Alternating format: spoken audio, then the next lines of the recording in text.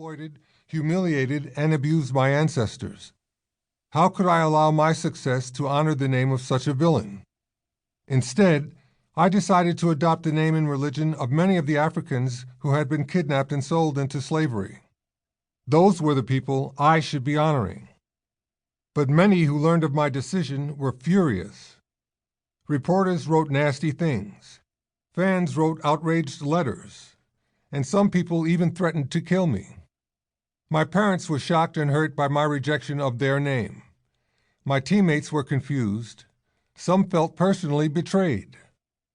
Despite all that, I knew I had made the right choice because I was, after all those years, finally who I wanted to be. The long road to discovering who I wanted to be was not straight or easy. I made mistakes, plenty of them. Fortunately, I didn't have to travel that road by myself. Sometimes it felt as if I were walking alone, carrying a heavy burden on my shoulders. But then I'd look up and see someone there to help me carry that weight, or to shine a light on the path ahead so I knew where to go and what to avoid. I didn't always realize they were helping me at the time, nor did I always listen to them. At least the mistakes were mine and the successes were mine because the path was mine. From grammar school through my 20 years as a professional basketball player, my team coaches have helped guide me. But I have also had other people who helped me along my path, even though they weren't part of any team. I think of them as life coaches. Some were teachers, like my martial arts teacher, and an eventual international movie star, Bruce Lee. Some were friends, like the world champion boxer Muhammad Ali. Some were actual coaches, like my UCLA coach John Wooden, whose lessons on and off the court still deeply influence me today. Some were writers, singers, poets, athletes, or activists, whom I never met, and who may have even lived hundreds of years ago, but whose lives and works inspired me to see the world differently and helped me see my place in it.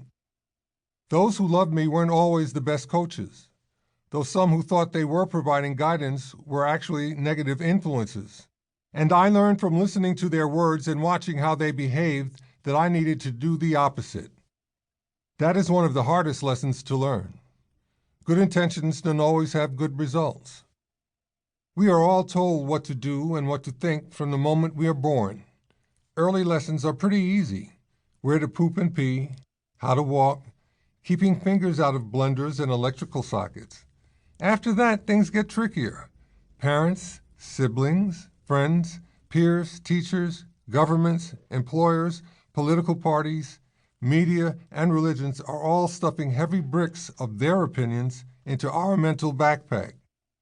Then they shove us out the door to stagger along the path under all that weight of expectation and pressure without even asking us if the path is what we truly want. My journey from Lew Alcindor to Kareem Abdul-Jabbar was my quest to figure out what path I wanted. I often felt like Pinocchio dancing as if someone else tugged my strings. But as I grew older, I realized that each choice I made was me cutting another string so I could move freely on my own. Only when I'd cut all the strings could I become the person I truly wanted to be, and, more important, needed to be. Part 1.